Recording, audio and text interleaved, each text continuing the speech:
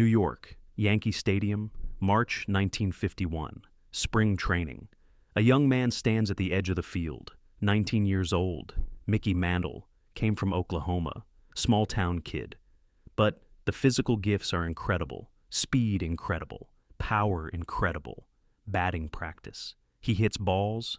Every ball rockets. 450 feet. 480 feet. 500 feet. Nobody hits like this. Reporters watching, taking notes, taking photos. Next day headlines, Yankees' new superstar. Mantle will surpass DiMaggio. The future's best has arrived. Mantle reads the newspapers, smiles, believes it. Why should he not believe? He has never hit like this before in his life, never run this fast. Of course he will be the best. In the clubhouse, Mantle organizes his locker. The locker next to his is empty. He asks whose it is. Whose locker is this? Teammate, Joe DiMaggio's. Yes, but he has not arrived yet.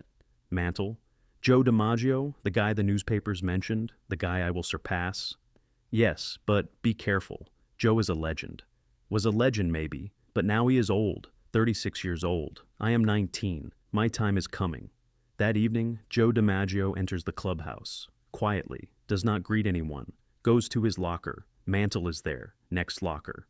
When he sees DiMaggio, he stands, but not respectfully. A challenging look. You are Joe DiMaggio. DiMaggio nods. Yes. I am Mickey Mantle, new edition. The newspapers are writing about me. Did you know? I heard. Mantle smiles, overconfident. Joe, I want to tell you something. DiMaggio waits, does not speak, just listens. Move over. The new star has arrived. Your time is finished. My time has started. The clubhouse freezes. Everyone goes silent. Nobody can believe it. A rookie talking to Joe DiMaggio like this? Is this kid crazy? DiMaggio looks at Mantle, a long look, then quietly turns. Opens his locker, says nothing. Mantle waits. For an answer, a reaction, something. But DiMaggio says nothing, just puts on his uniform, getting ready. Mantle thinks he was scared, could not answer, because he knows I am better. But the teammates think differently. They know DiMaggio, and they know Joe DiMaggio never leaves something like this unanswered, but his answer will not be with words. It will be another way. Next day practice, Mantle on the field, DiMaggio on the field too. But DiMaggio does not approach Mantle, does not speak, does not even make eye contact, as if that conversation never happened. Mantle thinks, see, he was scared, could not answer. But the next 2 weeks, something starts to happen, and small things, unnoticed things, but every day, every practice, every game, DiMaggio is doing something. But what? And when will Mantle realize the mistake he made? New York City, spring 1951. The Yankees are preparing for the new season. They won the championship last year.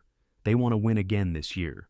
But there is a problem. Joe DiMaggio is aging, 36 years old, still good, still great, but not immortal. Eventually he will retire.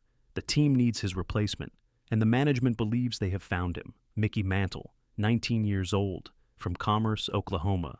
Signed by scout Tom Greenwade, the same scout who discovered many Yankees legends. Mantle has everything. Speed, runs 60 yards in 6.1 seconds. Fastest in baseball. Power, hits balls over 500 feet. Switch hitter, bats both left and right. Can play any position. The perfect player. The newspapers love him. Every day a new article. Every day new praise. The next DiMaggio. Better than DiMaggio.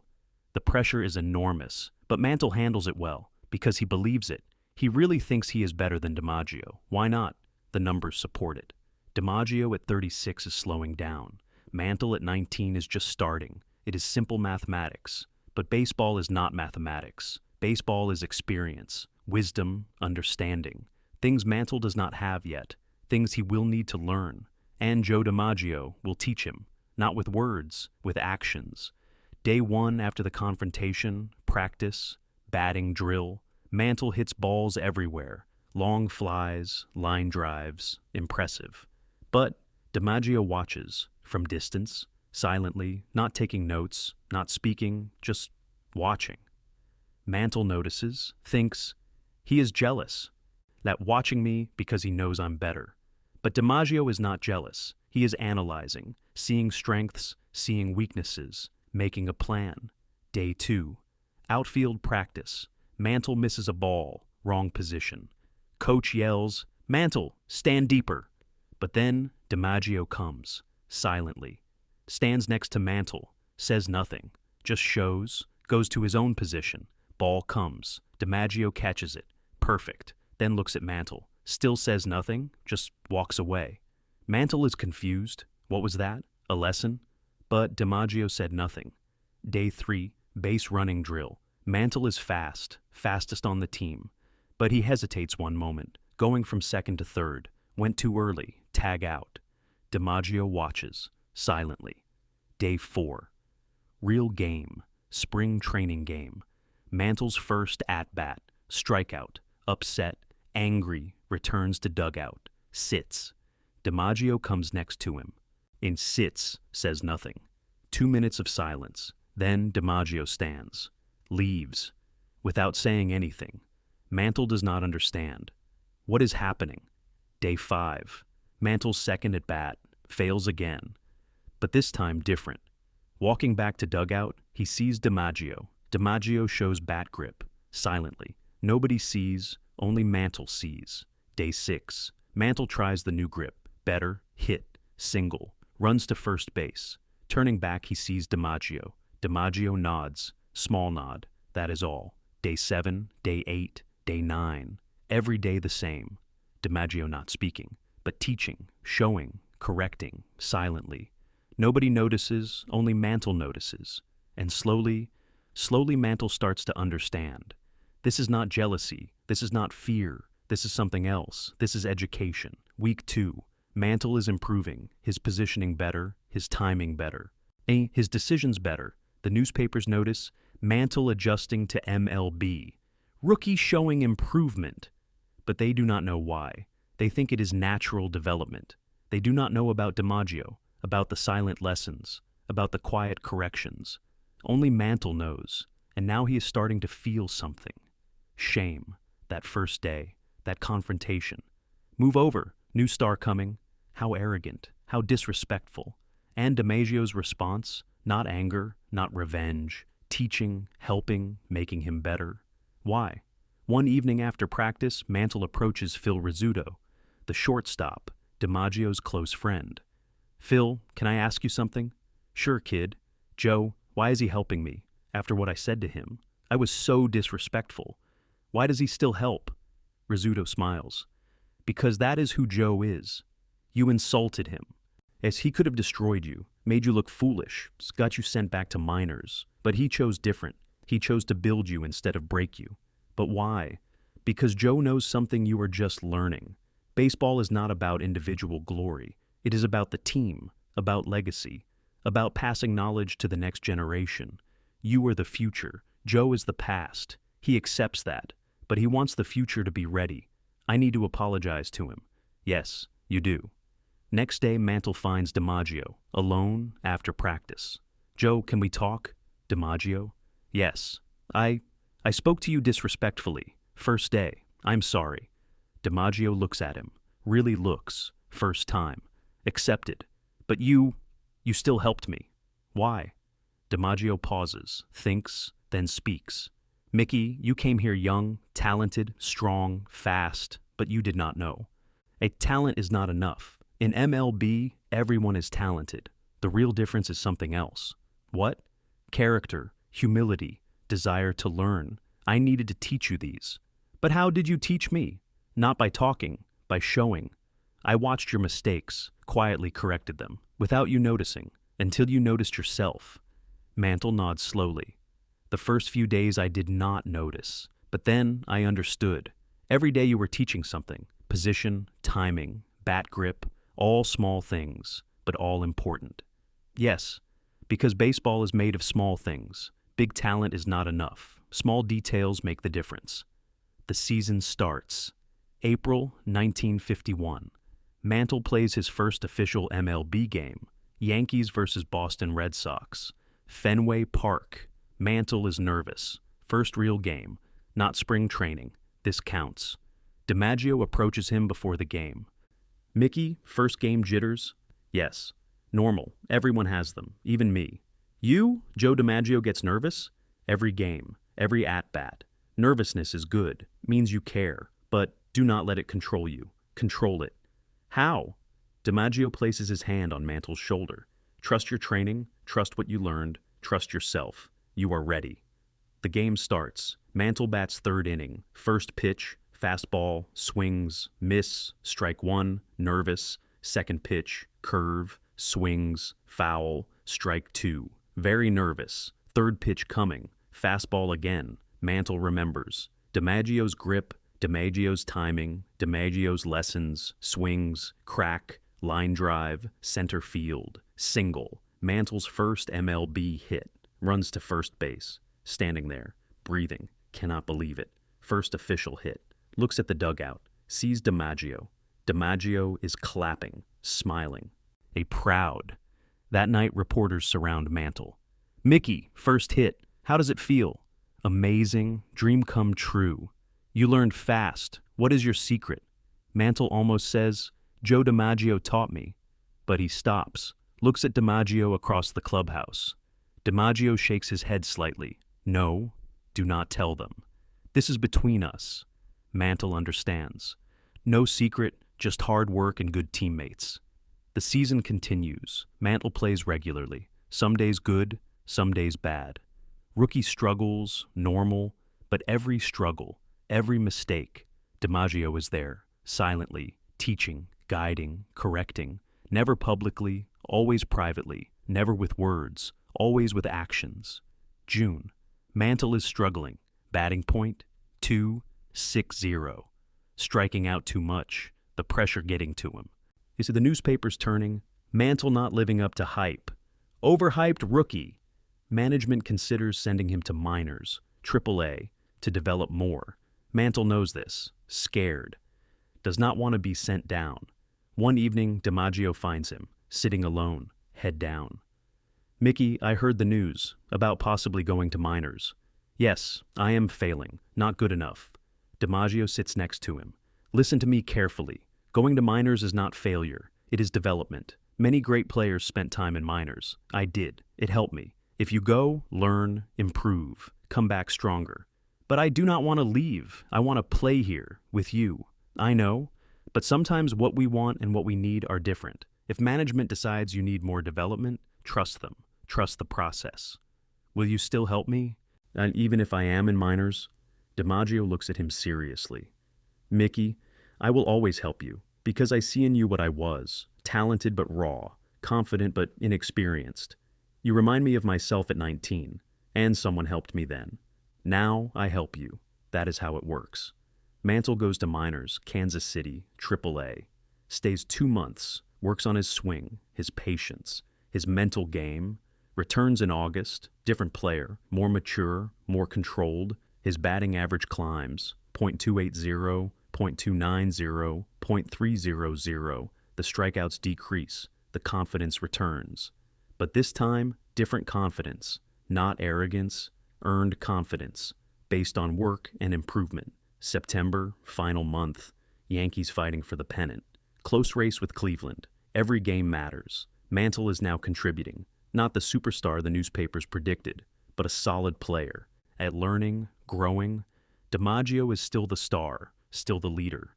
But aging, everyone can see. This is probably his last season. One game, late September, Yankees versus Indians. Crucial game, tied for first place. Winner takes the lead. 8th inning, score tied 3-3. Mantle on second base. DiMaggio at bat.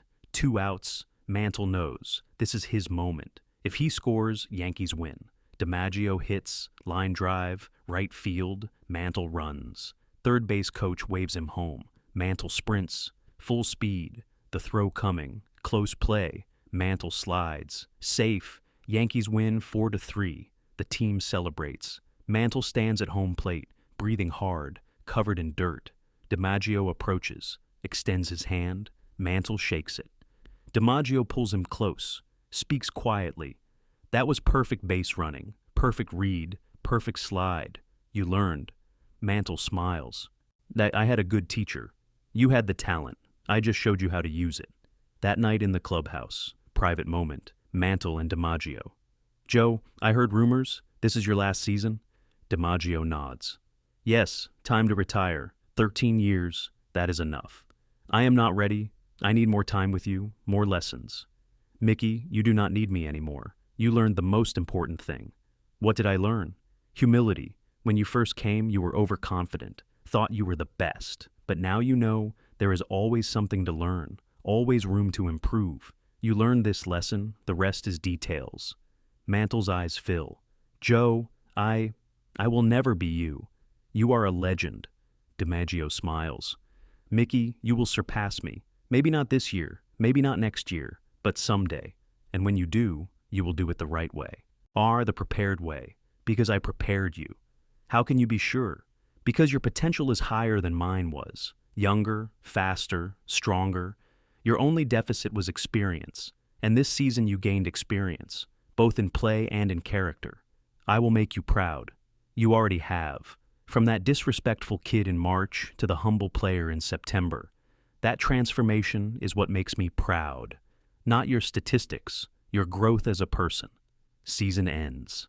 October 1951. Yankees win the pennant, win the World Series. DiMaggio plays his last games, retires as a champion, Mantle stays. Next 17 years, Mantle becomes exactly what DiMaggio predicted, a superstar. But different from the superstar newspapers predicted in spring training. Better, more complete, more humble.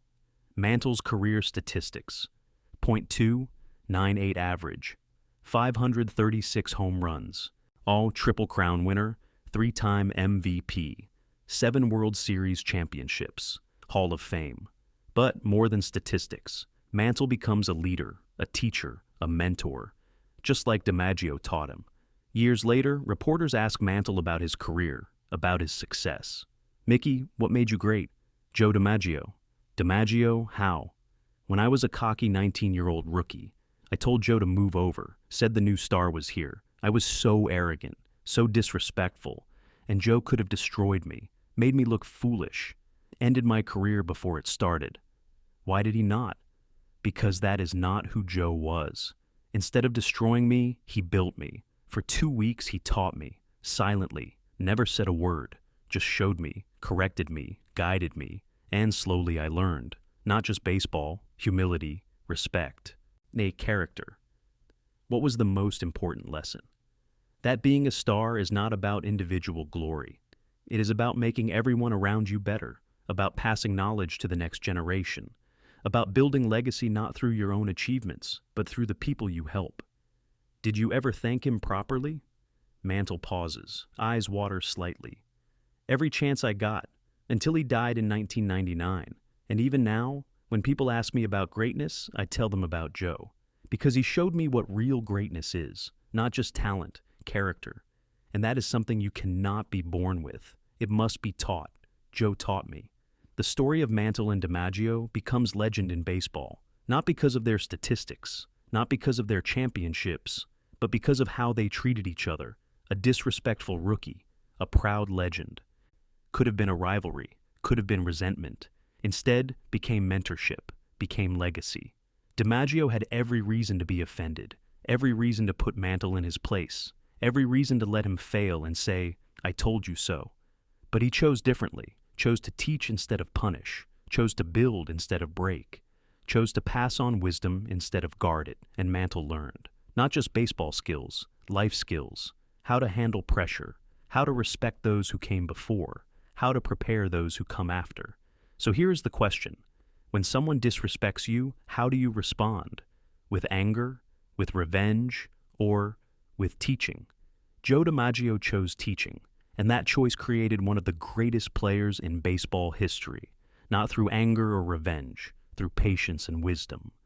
The rookie who told him to move over eventually did surpass him, just as DiMaggio predicted. But when he did it with humility, with respect, with character. Because DiMaggio taught him not just how to play baseball, but how to be a man. And that lesson is worth more than any championship, more than any record, more than any Hall of Fame plaque. That lesson is what makes legends not just great players, but great people.